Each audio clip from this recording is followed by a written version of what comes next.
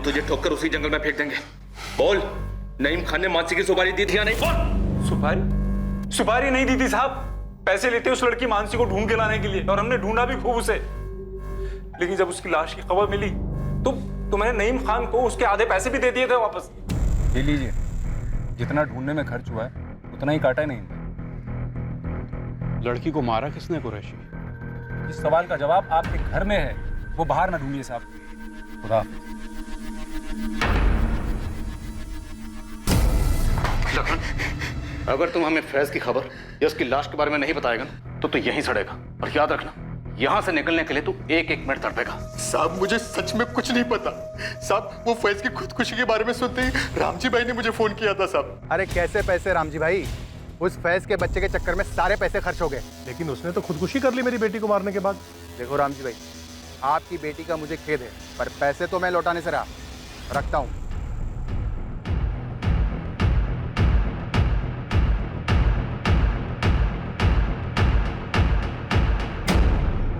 History sheeters ने नईम और रामजी के बयानों का पुष्टिकरण किया था, पर पुलिस फिर भी उनके साथ कोई चांस नहीं ले रही थी और ना ही साहिल को क्लीन चिट दी जा रही थी। दिल्ली कौन गया था लेटर्स पोस्ट करने? मैम मैंने कोई लेटर नहीं भेजे। मानसी मारी जा चुकी, भाई भी जा चुके, मुझे भी मार डाल। नहीं जीना है मुझे। दो परिवार अपने बच्चों को खोने से तहस नहस हो चुके थे, लेकिन दूध का धुला कोई भी नहीं था। इन दो घरों की दीवारों में अविश्वास, रंजिश और नाराजगी में लिपटी कुछ सच्चाइयां अब भी रोशनी में नहीं आई थी। पर अगली सुबह इस केस से जुड़े सभी लोगों को एक ऐसा झटका दे गई जिसके बारे में किसी ने सपने में भी नहीं सोचा था।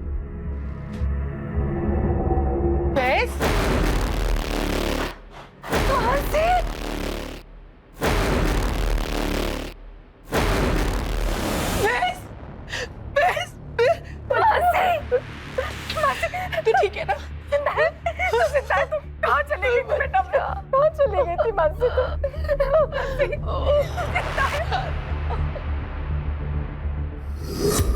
तीसरी बार भागकर हम भोपाल गए थे सर। वहाँ एक कार सर्विस सेंटर में मेरी जॉब लग गई और अब हमने कोर्ट मैरिज भी कर ली।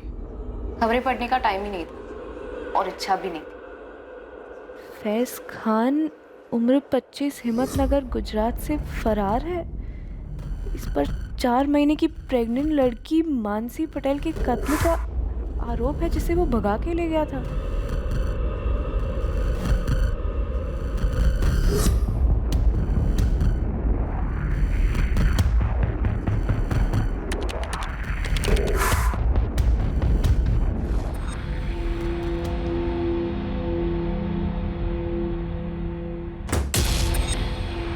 क्या हुआ मानसी?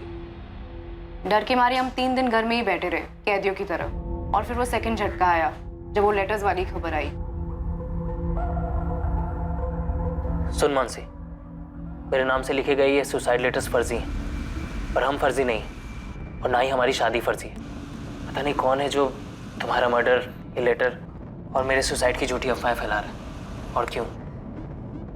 मुझे लगता है हमें। मैं बैग पैक कर लेती हूँ। 1 घंटे में अहमदाबाद एक्सप्रेस निकलेगी। अनरिजर्व तो अनरिजर्व सही, चलते और ये सारा ड्रामा खत्म करते। ये कल रात की बात थी और आज हम दोनों आपके सामने बैठे, बिल्कुल जिंदा और उतने ही प्यार में जितना 1 साल पहले थे। और अब हम शादी भी कर चुके। और मैं प्रेग्नेंट नहीं हूँ, लेकिन आप लोगों को शक करने की आदत है, ये चाहे तो टेस्ट करवा सकते हैं। आप लोग सब बाहर वेट कीजिए। हमने डीएनए टेस्ट करवाया नहीं। रामजी पटेल ने बोला कि मानसी की बॉडी है, हमने भी मान लिया कि मानसी ही है। राम जी, ये मानसी ही है। बड़ी भूल हुई सर, डीएनए टेस्ट कराना चाहिए था। सर लाश के अंश बचा कर रखे हैं, केस क्लोज होने तक वो लैब में रहेंगे। शुक्र है, विक्टिम को आइडेंटिफाई करने में कुछ तो आसानी होगी। सर इस रामजी पटेल ने और सविता पटेल ने बॉडी की शिनाख्त की थी, हो सकता है जानबूझ के की।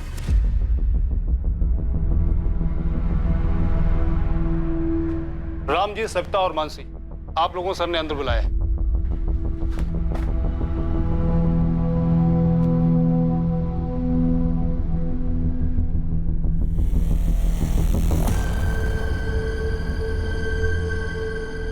आप लोग मेरे साथ आइए।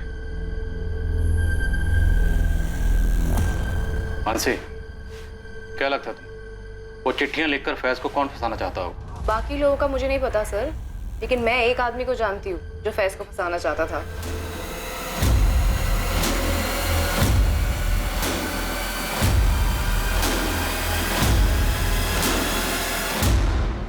पापा मेरा फोन दो प्लीज। खा कसम कि आज के बाद तू उस कमीने लड़के से नहीं मिलेगी। ठीक है, मैं कसम खाती हूँ मैं उससे नहीं मिलूंगी।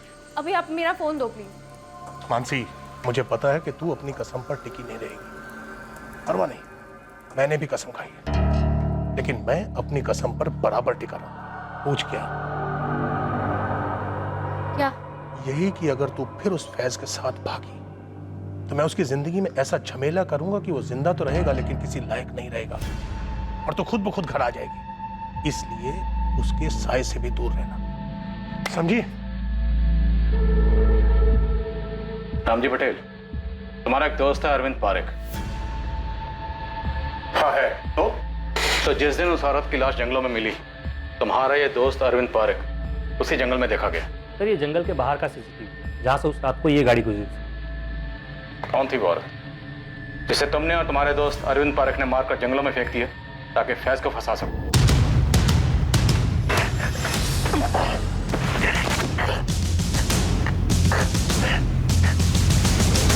अरविंद, मुझे निकलना होगा। ये लो, आप इसे ठिकाने लगा दो, मैं चलता हूं।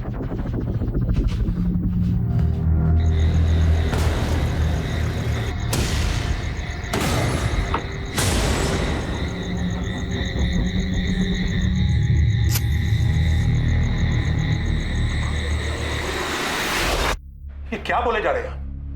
मेरी बेटी ने कुछ बोल दिया तो कहानियां बनाई जा रहे हैं? चिट्ठी अरविंद भेजता है दिल्ली से, या उसका वहां आना जाना लगा रहता है? फैज, तुम और मानसी जब से हिम्मतनगर से निकले, कहाँ रुके, किस किस से मिले, कौन कौन से फर्जी डॉक्यूमेंट्स बनवाए, किसके जरिए बनवाए, भोपाल में घर कैसे मिला, जॉब कैसे मिला, सब कुछ एक एक करके लिखवाया। लेकिन सर मेरी डिटेल से उस लवारिस लाश का क्या ताल्लुक? शायद ताल्लुक है, इसलिए तो इतने सवाल कर रहे हो। तो बहस बेटा, जो साहब बोल रहे हैं वो लिख दे ना। साहब अब हमें जाने दीजिए। अब ये तो कोर्ट तय करेगा कि आप लोग कहाँ जाओगे, घर जाओगे या जेल जाओगे। साहब कुरैशी भी बोल चुका है कि सुपारी नहीं थी। बोलने का क्या है नईम खान, बोलने को तो फैज ने भी कहा था ना तुमसे कि वो अहमदाबाद की किसी शादी में गवाह बना था। साहिल ने हमसे बोला था कि मानसी उसकी सिर्फ क्लासमेट है। मैं भी तो बोल सकता हूँ कि कुरैशी ने उस औरत को मानसी समझ के मार डाला। तुम तीनों ने मिलकर ये साजिश रची हो। अरे बेटा, जैन साहब तो यूं ही कुछ भी बोले जा रहे हैं। वही तो नईम खान, बोलने से बात सच नहीं होती है, सच होती है सबूतों से और गवाहों से। सबूत हम कुरेद के निकाल लेंगे और गवाह जहन्नुम से ढूंढ निकालेंगे। समझ में आया? इस अरविंद पारेख को तो हम ढूंढ ही लेंगे, इसे ढूंढेंगे, इसे तोड़ेंगे और ये बोलेगा। याद रखना, अगर हमें पता चला कि ये सब कुछ तुम्हारा किया धरा है, तुम बच नहीं पाओगे। मैंने बस एक बेवकूफी की है, जो उस लखन पांडे को पैसे दिए थे फैज को ढूंढने के लिए। इसके अलावा और क्या किया मैंने? मेरी बेटी तीसरी बार घर से भागी थी, उसकी शिकायत लेकर मैं इसी पुलिस स्टेशन में आया था, लेकिन आप लोगों ने मुझे पका दिया। और फिर उस लाश को मानसी की लाश बताया। किसने? आपने। मैंने बस मान लिया कि वो मानसी। सर जरा सोचिए, अगर अरविंद ने और मैंने उस औरत को मिलकर मारा फैज को फंसाने के लिए, तो क्या हमारी इस चाल में प्रांतिज के पुलिस वाले भी शामिल थे जिन्होंने उस लाश को मानसी की लाश बताया? क्या आप लोग भी शामिल थे जिन्होंने उसको मानसी बताया, ताकि मैं यहां आकर मुंडी हिला हिलाकर कहूं कि हाँ ये मानसी है, हाँ ये मानसी है? मैं शू बात करूं जो सर।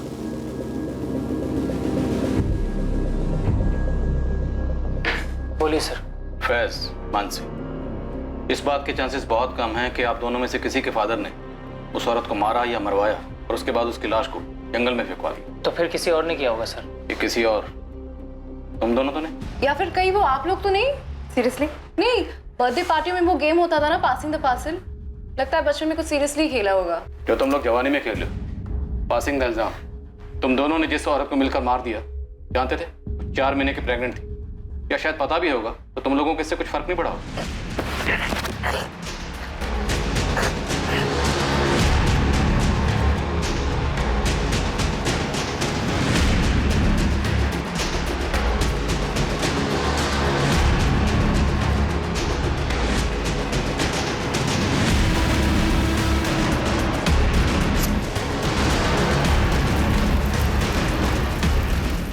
फिर अपने किसी दिल्ली के दोस्त से वो लेटर्स लिखकर पोस्ट करवाए। आखिर हम क्यों करेंगे इतना ड्रामा? क्योंकि ड्रामा करना तुम्हारी आदत है। घर से 3-3 बार भाग चुके हो तुम लोग। पहली बार ड्रामा किया माँ बाप को भापने के लिए, दूसरी बार राशिद और शबनम बनकर रहे, जब पकड़े गए वापस लाए गए तो तीसरी बार फुल एंड फाइनल ड्रामा, ताकि कोई तुमको ढूंढे ना। क्यों नहीं हो सकता? नहीं हो सकता, क्योंकि हम कोई टेढ़े मेढ़े मर्डर करने वाले लोग नहीं है। हम कोई क्राइम शो के फैंस नहीं है, हम लव स्टोरी के फैंस हैं। क्या मारी गई औरत की भी कोई लव स्टोरी थी? और अगर थी तो वो लवली और स्वीट तो कतई नहीं थी। और उस औरत का खान परिवार, पटेल परिवार, मानसी और फैज, इन सब से आखिर क्या ताल्लुक? फैज और मानसी को सेफ हाउस दिया गया है। ये एड्रेस है। करना क्या मैडम? इन दोनों पर साहिल खान, मुमताज खान और सविता पटेल, इन सब पर नजर रखनी है। वे धनिया पत्ता लेने भी निकले ना तो कितना लिया इसका डिटेल भी चाहिए मुझे। मिल जाएगा मैडम। वैसे गुस्सा की माफ़ हो, अब ये केस आप लोगों का नहीं बनता ना? लेकिन एक जिम्मेदारी तो बनती है ना हितेन। किसी ने हमारे साथ खेल खेला है ये चिट्ठियां भेजकर, और ये लेटर राइटर अगर हमारे संदिग्धों में हुआ तो ये केस अब भी हमारा है।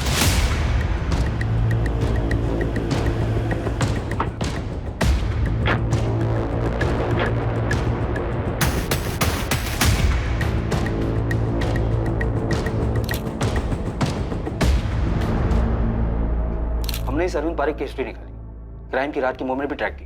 ये वाकई में अपनी बेटी के घर गया था, अपनी नाती के जन्मदिन पर। और सर हमने इसके और आपके सस्पेक्ट रामजी पटेल दोनों की दोस्ती को भी खंगाला, लेकिन कुछ नहीं निकला सर। और उसकी कार में से भी ऐसा कुछ नहीं मिला जो मर्डर की तरफ इशारा करे। तो रामजी पटेल के दोस्त अरविंद पारेख का उस दिन उन्हीं जंगलों के आसपास देखा जाना महज इत्तेफाक समझे? हाँ, अगर लाश मानसी की होती तो जिस लाश को तुम लोगों ने मानसी समझा, हमने मानसी समझा, मानसी के माँ बाप ने भी मानसी समझा, वो लाश किसकी थी? जब हमें वो लाश मिली तो हमारे पास 2 मिसिंग कंप्लेन थी। एक 4 महीने पहले की मानसी पटेल मिसिंग केस, जिसे आप लोगों ने करेक्ट किया और हमें बताना जरूर नहीं समझा। और दूसरा गांधीनगर की एक शादीशुदा औरत का, रुचिका मकवाना नाम था उसका।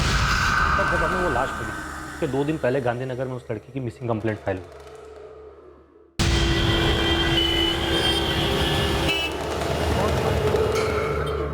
किसी पर शक? जी, उसका पति मोहित मकवाना। रुचिका को डिवोर्स चाहिए था और उसका पति मना कर रहा था। दोनों के बीच में मारपीट भी हुई थी। उसने रुचिका को जान से मारने की धमकी भी दी थी सर। ये मोहित करता क्या था? आर्किटेक्ट है। फोन नंबर और पता।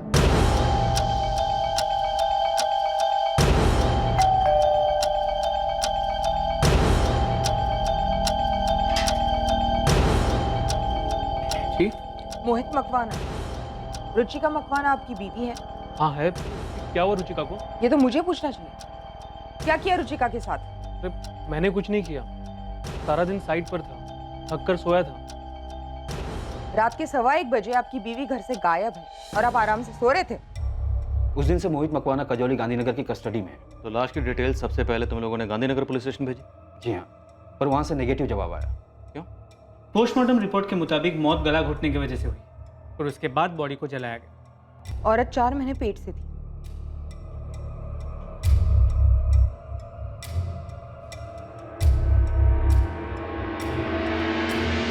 तो ये आपकी बेटी रुचिका नहीं है? हमारी रुचिका प्रेग्नेंट नहीं है सर। सर अभी शादी को 1 ही साल हुआ है। धीरज जी, रुचिका और मोहित के झगड़ों की वजह क्या थी? जी, रुचिका ने हमें कभी बताया नहीं। बीना जी आपको? वो सब अपने अंदर ही रखती थी। वैसे रुचिका की बाकी की सारी डिटेल्स मैच हुई, एज, हाइट, ब्लड ग्रुप, लेकिन रुचिका प्रेग्नेंट नहीं थी। ये जानने के बाद हमने उसे रूल आउट किया और आपकी मानसी की फाइल खोली। सर लड़की 4 महीने पहले लड़के के साथ भागी थी, तो उसके 4 महीने के प्रेग्नेंट होने की संभावना भी थी और बाकी सारी डिटेल्स भी मैच हो रही थी। तो हो सकता है वो लाश किसी तीसरी औरत की हो।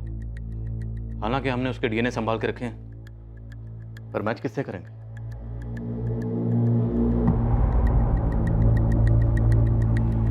हो सकता है सर लाश को किसी और जगह से लाया गया और उसे जलाकर प्रांतिज में फेंक दिया हो। गरीब औरत होगी, आगे पीछे कोई नहीं। हमारे संदिग्धों में से किसी ने मारा हमें गुमराह करने के लिए। ये जली हुई लाश फैज और मानसी के केस से कनेक्टेड तो बिल्कुल है। भले इस वक्त हमारे पास कोई पुख्ता सबूत नहीं है, पर वो लेटर्स उन्हें नजरअंदाज नहीं कर सकते। वो पक्का किसी साजिश का हिस्सा।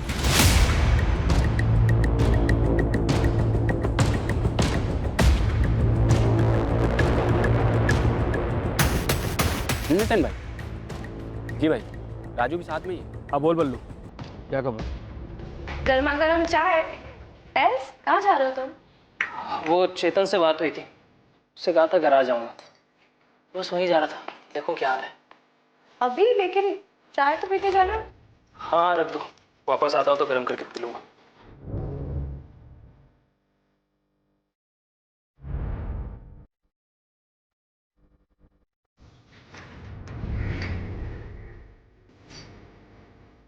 हेलो हेतल, मानसी।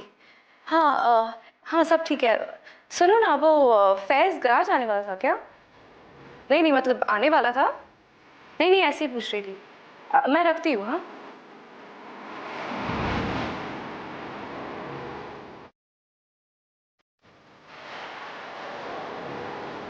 और 4 महीने प्रेग्नेंट तो किसी ना किसी गायनेकोलॉजिस्ट के यहाँ तो रजिस्टर्ड रही होगी। हाँ सर, गरीब से गरीब औरत होगी तो भी किसी सरकारी अस्पताल में रजिस्टर्ड तो होगी ही। यहीं से शुरू करो। हमारे गुजरात के जितने भी सरकारी हॉस्पिटल हैं सब जगह खंगालो, पता करो कि 3 जून को गायब हुई वो 4 महीने की प्रेग्नेंट औरत कौन थी। बाकी पैरामीटर्स हैं हमारे पास मैच करने के लिए। जी सर, पूरे स्टेट में सैकड़ों सरकारी अस्पताल हैं जहाँ लाखों यंग औरतें 4 महीने प्रेग्नेंट रही होंगी। तो माना का दायरा काफ़ी फैला हुआ है, लेकिन करना तो पड़ेगा। सरकारी हॉस्पिटल के साथ साथ जितने भी प्राइवेट हॉस्पिटल हैं और क्लिनिक्स हैं सब जगह खंगालो, सब जगह पता करो। जी सर, हितेन का फोन था। उसके खबरी बल्लू और राजू रामजी पटेल और नईम खान को फॉलो कर रहे थे। रामजी पटेल और नईम खान के बीच में एक मीटिंग हुई।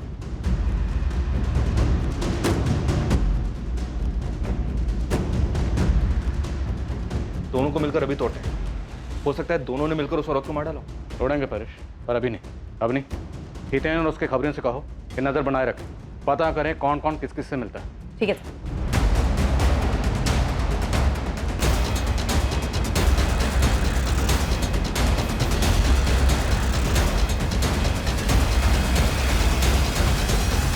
रामजी पटेल और नईम खान क्यों मिले?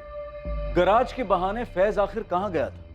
इन सभी सवालों के जवाब बहुत जल्द सामने आने वाले हैं। और दूसरी तरफ मैटरनिटी क्लिनिक्स के विशाल समंदर को खंगालने के बाद पुलिस के हाथ एक चौंकाने वाली सच्चाई लगने वाली थी जो इस केस को सर के बल उलट कर रही थी।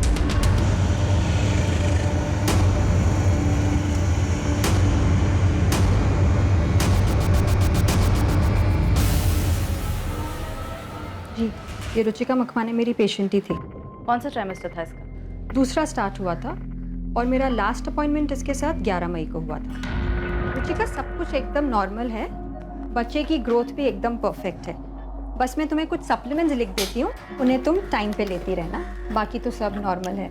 डॉक्टर, अगली सोनोग्राफी की डेट क्या है? रुचिका, नेक्स्ट मंथ 3 जून को तुम्हारे 4 महीने पूरे हो रहे हैं, तो वो डेट ठीक रहेगी तुम्हारे लिए? जी थैंक यू। फिर 3 जून को तो वो आई ही नहीं। हमें उसकी बॉडी 3 जून को ही मिली, तो अगर ये लाश रुचिका की थी तो उसका मर्डर 3 जून को ही हो गया होगा। रुचिका ने कभी आपसे कोई ऐसी बात कही कि उसकी फैमिली बच्चे से खुश नहीं थी? नहीं, मुझसे तो उसने कभी भी ऐसी कोई बात डिस्कस नहीं की थी।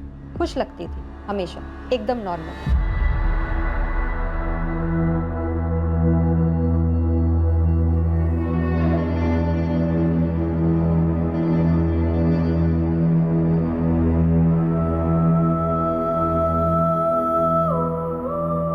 धीरज जी, हमने लाश के अंश संभाल के रखे। हमें आपके और बीना जी के डीएनए सैंपल्स लेने होंगे। मुझे यकीन ही नहीं हो रहा है कि रुचिका प्रेग्नेंट थी और उसने मुझे बताया तक नहीं। शायद 4 महीने पूरे होने के बाद बताने वाली थी। नहीं, हाँ, वो अपने पति से बच्चा चाहती ही नहीं थी। क्यों? क्योंकि उससे मुझसे डिवोर्स चाहिए था। तुम्हारी शादी तो 1 साल पहले हुई थी। एग्जैक्टली मैं उसे यही कह रहा था सर। हमारे बीच एडजस्टमेंट प्रॉब्लम्स थे, मैं ना नहीं कहूँगा, लेकिन मैं उससे कह रहा था कि मुझे वक्त दो, वक्त दो। वक्त देने के लिए तुम्हारे पास वक्त है मोहित? रुचिका, हम इसके बारे में कल बात कर सकते हैं। मेरी कल की डेडलाइन है। तुम्हारी डेडलाइन कब नहीं होती है? कल संडे है, हम हनीमून बीच में छोड़ के आए तुम्हारी इस डेडलाइन के लिए। रुचिका, आई प्रॉमिस अगले वीकेंड ऑफ लूंगा। ओह, मतलब अगले हफ्ते 1 घंटा ऑफ लोगे सेक्स के लिए, है ना? को मुंह मत खुलवाओ, ओके? सेक्स में तो तुम्हें इंटरेस्ट ही नहीं है। कैसे होगा? मशीन हूँ क्या? कोई रोमांस नहीं, कोई घूमना फिरना नहीं, शॉपिंग नहीं, मूवी नहीं, डिनर नहीं। हम एक टीवी शो तक साथ में बैठकर नहीं देखते। बातचीत तक नहीं होती है हमारे बीच में, तो फिर कैसे होगा? हाँ तो चिल्ला क्यों रही हो? हाँ, किसके फायदे के लिए? पूरी दुनिया को हमारे मैरिड लाइफ का फ्री अपडेट देने के लिए? मैरिड लाइफ वो क्या होता है? Married life my first. Just shut up, okay? कब से फालतू की बातें किए जा रही हो? बदतमीज। हर दूसरे दिन हमारे बीच ऐसे झगड़े होते, पूरे मोहल्ले को सुनाई देता। और रही बात उसकी प्रेगनेंसी की, ये नामुमकिन है। मिस्टेक हुई आप लोगों से सर। इतने दावे के साथ कैसे कह सकते हैं? क्योंकि उसे मुझसे बच्चा नहीं, डिवोर्स चाहिए था।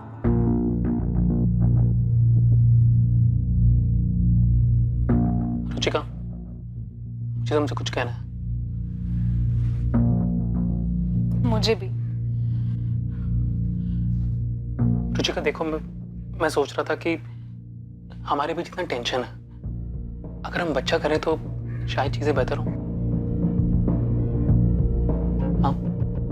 मोहित, मैं तुमसे कहने वाली थी मुझे डिवोर्स चाहिए। मैं अब और ऐसे नहीं रह सकती। ऐसे नहीं रह सकती मतलब? हाँ? मैं कि तुम्हें टॉर्चर करता हूँ जो तुम ये ड्रामा कर रही हो? तुम्हें पूरी जिंदगी ना यही रहना होगा मेरे साथ, इसी रिश्ते में। जिंदगी भर।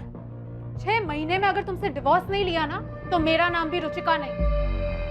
पिछले 6 महीने से वो अलग सोती थी, हमारे बीच सेक्स नहीं, सिर्फ सन्नाटा था, ढेर सारा गुस्सा था। तो बच्चा कहाँ से होता सर? हमें तुम्हारा डीएनए सैंपल लेना होगा, फिटस के अंश से मैच करना होगा। हाँ तो कर लीजिए सर, बिल्कुल कर लीजिए। रिजल्ट नेगेटिव ही निकलेगा। वो लाश रुचिका की नहीं है और वो बच्चा मेरा नहीं हो सकता। रुबीना, तुम मोहित को डीएनए के लिए ले जाओ और रिपोर्ट अवनी को भेज देना। अगर माँ बाप का डीएनए लाश के अंश के साथ मैच होता है और मोहित का डीएनए फीटस के डीएनए से मैच होता है, तो मतलब मोहित झूठ बोल रहा है। तोड़ेंगे उसे, बुलवाएंगे। और अगर मोहित का डीएनए फीटस के डीएनए के साथ मैच नहीं होता, तो फिर इसका एक ही मतलब, रुचिका का किसी के साथ अफेयर था। और इसीलिए शायद वो इतने अर्जेंटली मोहित से डिवोर्स मांग रही थी। तो क्या रुचिका प्रेमी का बच्चा रखना चाह रही थी? उसे शादी के लिए फोर्स कर रही थी और प्रेमी छुटकारा पाना चाह रहा था। तो अब रुचिका के प्रेमी को ढूंढना होगा। सर, अगर मोहित सच बोल रहा है तो ये प्रेमी खूनी हो सकता है। गराज में सब कैसे चल रहा है? बढ़िया। एतल चेतन कैसे है? मुझे मिस कर रहे थे, तुम्हें भी हाय बोला है। मेरे सर में बहुत दर्द हो रहा है, मैं थोड़ा आराम कर लेता हूँ।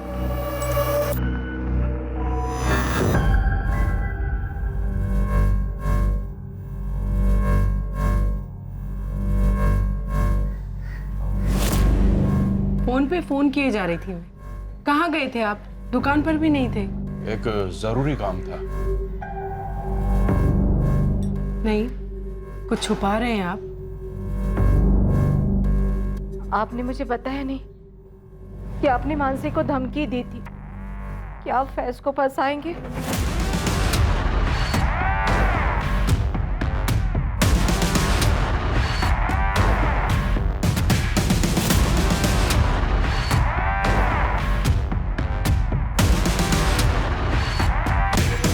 सर, रुचिका के माँ बाप धीरज और बीना चावड़ा के डीएनए लाश के डीएनए से मैच हो गया है। रुचिका मकवाना की ही लाश है। मोहित का डीएनए? फीटस से उसका डीएनए मैच नहीं हुआ। क्या? तो मतलब रुचिका के पेट में जो बच्चा था वो उसके पति मोहित से नहीं था? शायद रुचिका का जिसके साथ अफेयर था और जो उस बच्चे का बाप था, उसने रुचिका को मार दिया। रुचिका के कॉल रिकॉर्ड से कुछ मिला? All clear. हमारे स्टार खबरी हितेन और उसकी टीम को कहो मुझे आके मिले, मैं बात करूँ। तुम कहीं जा रहे हो? तो राज, क्यों? ऐसे।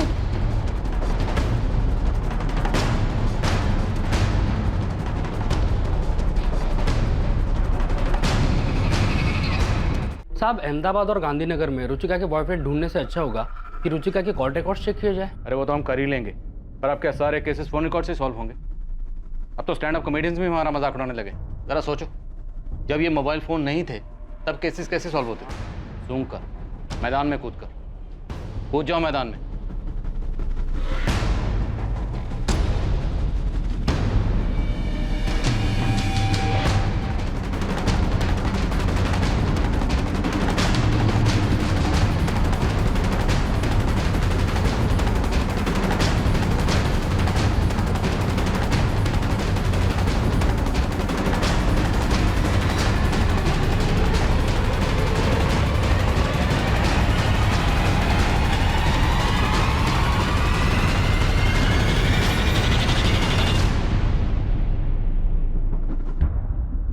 खबरी हितेन और उसकी टीम मैदान में उतरी, पर मैदान पूरी तरह से खाली मिला। रुचिका के अफेयर का कोई नामो निशान नहीं था। दूसरी तरफ फैज के बर्ताव से मानसी बेहद परेशान थी। फैज उससे क्या छुपा रहा? फिर पुलिस को आखिरकार एक सुराग मिला, वो भी इत्तेफाक से। साहब आपने बोला था कि सूंघ के निकालो, तो फिर बस उसी फिराक में परसों रात को मैं घर से बाहर निकला, जय कृष्ण कॉलोनी में चक्कर लगा रहा था, अफेयर सूंघने की कोशिश कर रहा था साहब। तब एक अलग ही पिक्चर देखने को मिली मुझे। पिक्चर? हाँ साहब, एकदम ड्रामे वाली, वो रुचिका और मोहित के बिल्कुल बगल वाले घर से।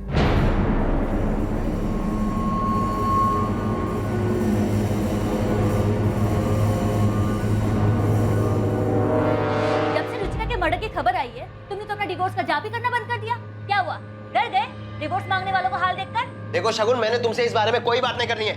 तुम ये बताओ कि डाइवोर्स कब दे रही हो तुम मुझे? पहले तो मैं तुम पर दहेज और घरेलू हिंसा का केस ठोकूंगी, उसके बाद उसे जीतूंगी। तुम्हें कुछ सालों की सजा होगी, तब तक हमारे अनुज की शादी भी हो जाएगी, उसके बाद मैं तुम्हें डिवोर्स दे दूंगी, समझे? मनहूस औरत। मनहूस होगा तू, तेरी माँ, समझा? हट। शगुन, मजा आ रहा है ना तमाशा देखने का? जी नहीं, वो कुछ काम से मोहित साहब से मिलने आया था, पता चला वो। हाँ ठीक है, मैं भी यहाँ सामने ही रहता हूँ। कितनी रातों से मैं चैन से सोया भी नहीं। इनके झगड़े की वजह से? 12 नंबर की रुचिका मोहित से डाइवोर्स लेने के लिए गला फाड़ती, और ये नीलेश अपनी पत्नी शगुन से डाइवोर्स लेने के लिए चीजें तोड़ता रहता है। रुचिका का तो फिर भी ठीक है, 1 साल की ही शादी है, कोई बच्चा भी नहीं है। लेकिन ये नीलेश, उसका तो 7 साल का बच्चा है, फिर भी डाइवोर्स क्यों भाई? और अब तो रुचिका का मर्डर भी हो गया। साहब मुझे तो बस बू आ रही है, वो रुचिका के कॉल रिकॉर्ड से कुछ मिला नहीं, मैडम ने बताया मुझे। लेकिन हो सकता है कि रुचिका को कभी कॉल करने की जरूरत ही ना पड़ी हो। ये भी हो सकता है कि रुचिका का वो आशिक उसके बगल वाले घर में रहता हो, नीलेश बारोट। इस अफेयर का कोई सबूत है? साहब बिना सबूत का तो मैं खड़ा ही नहीं हो पाता। इसे देखा है कभी यार? पुलिस से हूँ।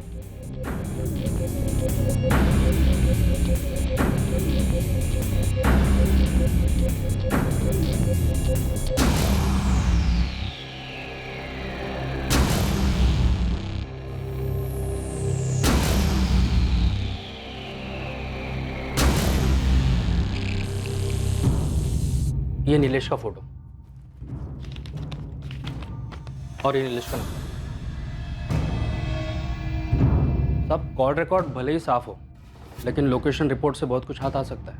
सर ये अपना किलर हो सकता है, पर मुझे नहीं लगता इसने ये अकेले ने किया।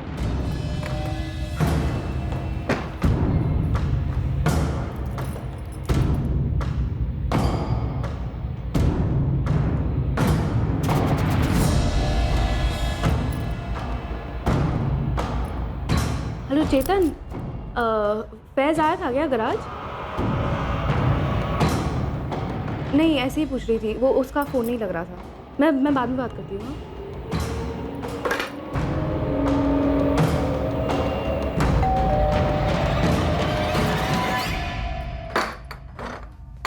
तुम गराज नहीं गए थे? तुम्हें कैसे पता? तुम मेरा पीछा कर रही थी, मुझ पर शक कर रही हो? झूठ बोलने वालों पर शक ही किया जाता है फैज। देखो मुझे सच सच बताओ, उस औरत के मर्डर में तुम्हारा हाथ है क्या, या फिर तुम्हारी अम्मी अबू का?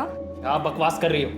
अगर यही बात मैं तुमसे कहूँ तो कि उस औरत के मर्डर में तुम्हारा और तुम्हारे मम्मी पापा का हाथ है? फैज झूठ तुम बोल रहे हो, तुम मुझसे कुछ छुपा रहे हो। अगर तुम अभी के अभी मुझे सच सच नहीं बताया ना, तो मैं पुलिस के पास जा रही हूँ, मैं बता रही हूँ तुम्हें। मैं जहाँ जाना है जाऊँ।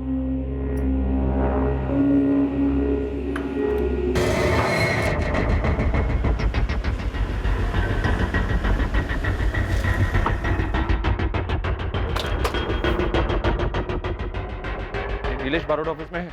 जी, सुबह से कहीं गए नहीं।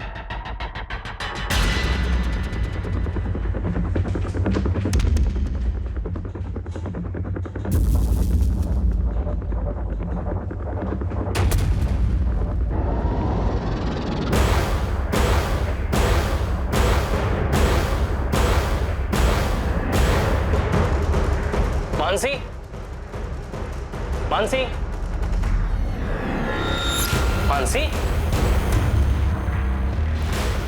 सच में पुलिस के पास तो नहीं चली गई?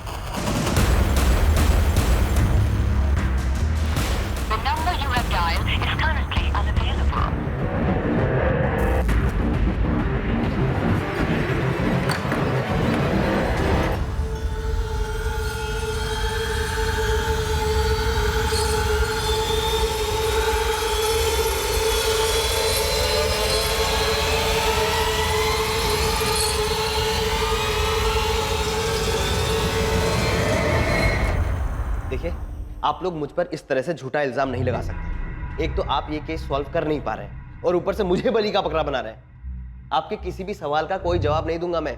मुझसे आपको कुछ नहीं मिलने वाला। हमारे इस लॉकअप में अक्सर मुजरिम उगलते हैं और हम सुनते हैं। आज कुछ अलग करते हैं। आज हम बोलेंगे और तू सुनेगा। तुम और रुचिका पड़ोसी थे, पड़ोसी से फिर दोस्त बने, दोस्त से फिर प्रेमी और प्रेमिका, और फिर तुम दोनों में अफेयर शुरू। ज्यादा वक्त नहीं लगा होगा करीब आने में। सब ठीक चल रहा था, पर फिर रुचिका प्रेग्नेंट हो गई। शादी करना चाहती होगी तुमसे, और तुम्हारी बीवी तुम्हारे ऊपर केस करने की बात कर रही थी। तुम दोनों तरफ से फंस चुके थे और वक्त निकला जा रहा था। नीलेश, आज 4 महीने पूरे हुए हैं। कल सोनोग्राफी है 6 बजे। मैं मोहित को सब कुछ सच सच बता देना चाहती हूँ। लेकिन रुचिका, उससे शगुन को भी तो सब कुछ पता चल जाएगा ना। उसने खुलेआम धमकी दी है, बोलती है केस ठोक दूंगी। और नीलेश, मैं अब और इंतजार करना नहीं चाहती। मैं सबको जल्द से जल्द बता देना चाहती हूँ कि मैं माँ बनने वाली हूँ, तुम्हारे बच्चे की, तुम्हारे साथ रहना चाहती हूँ। और वैसे भी कुछ दिनों में लोगों को दिखने ही लगेगा कि मैं प्रेग्नेंट हूँ। प्राणतीज में कुल मंदिर है, वहां चल करके शादी कर लेंगे कल। लेकिन तुम्हारी बीवी, वो केस? अरे वो सब छोड़ो ना। एक बार हम लोग शादी कर लेंगे तो मोहित और शगुन को सब कुछ सच सच बता देंगे। अरे बोल देंगे प्यार करते हैं यार। हैप्पी ना हो? तुम इस दबाव से तंग आ चुके थे, इस रिश्ते की मुसीबत से छुटकारा चाहते थे।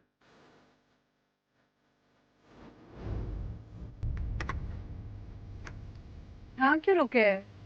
कोई मंदिर तो आ गए है ना? ये वो पंडित जी का परिवार है पास में, तो 10 मिनट मिल लेते हैं उनसे, और फिर मंदिर भी पास में, पैदल पैदल निकल जाएंगे। ठीक है? चलो।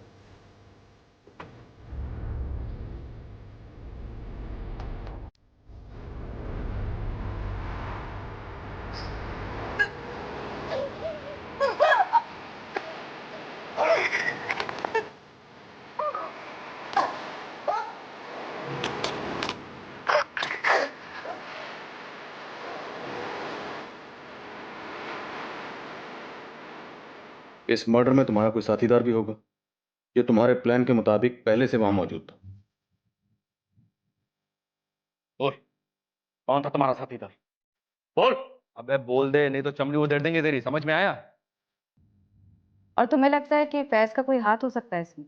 वो मुझसे झूठ क्यों बोल रहा है? मुझसे कुछ छुपा क्यों रहा है? और कौन शामिल था तुम्हारे इस प्लान में? ये काम तुम्हारे अकेले का तो नहीं लगता। तुमने और तुम्हारे साथी ने पहले रुचिका का कत्ल किया और फिर उसकी बॉडी को ठिकाने लगा।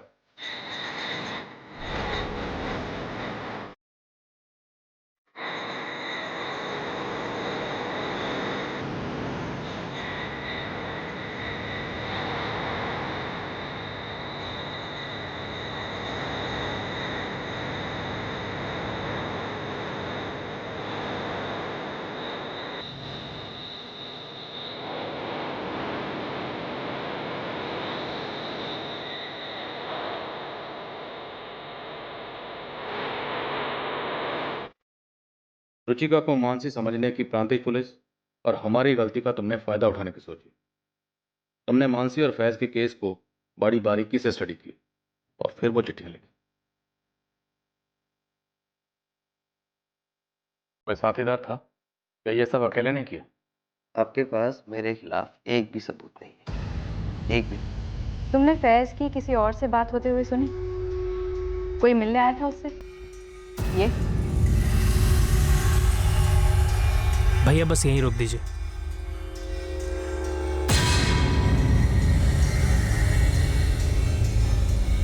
नहीं, मैं ऐसे नहीं जानती, लेकिन वो जरूर मुझसे झूठ बोल रहा है। वो कुछ जानता है जो मुझसे छिपा रहा है। सबूत की टेंशन मत लो बेटा, एक नहीं दो है। तुम लोगों ने प्लानिंग तो बहुत तगड़ी की। रुचिका और तुम मोबाइल पर कभी बात ही नहीं करते थे, और रुचिका जब भी तुमसे मिलने ऑफिस आती थी तो अपना फ़ोन स्विच ऑफ करके घर पर ही छोड़कर आती थी, है ना?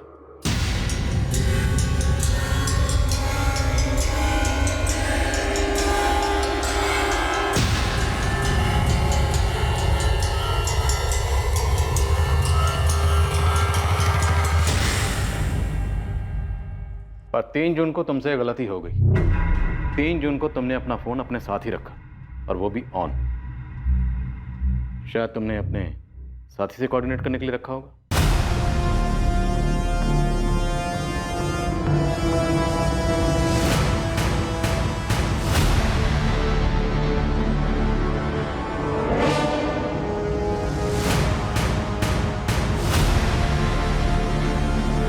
ये देख,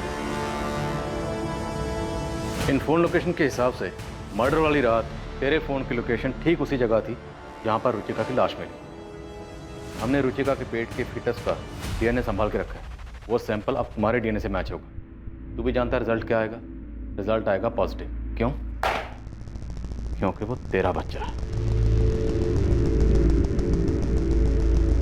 नीलेश बरोट, अपनी जिम्मेदारी से छुटकारा पाने के लिए तुमने बेरहमी की नई मिसाइल काम कर दी और साथ ही 2 परेशान परिवारों को जहन्नम के दर्शन करवा दिए। इतना ही नहीं, फैज के नाम का झूठा सुसाइड नोट लिखकर फॉल्स एविडेंस प्लांट करके हमें गुमराह करने की कोशिश की। बहुत घुमा लिया तुमने। अब बोल, वरना अच्छे खासे लोगों को गायब करके उनकी लाशों को ठिकाने लगाना हमें भी आता है। बोल, मेरा साथीदार कौन था?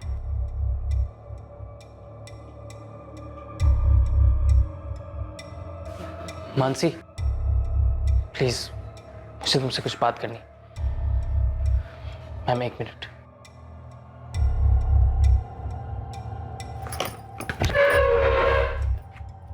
बोल, कौन था जोड़ीदार? बोल बोल बोल बोल बोल बोल बोल, कौन था जोड़ीदार? बोल। मानसी, मैंने तुमसे झूठ कहा था। मैं गैराज नहीं गया था। बताता बोल। मेरा भाई कुंदन, और वो लेटर भी उसने पोस्ट किए थे।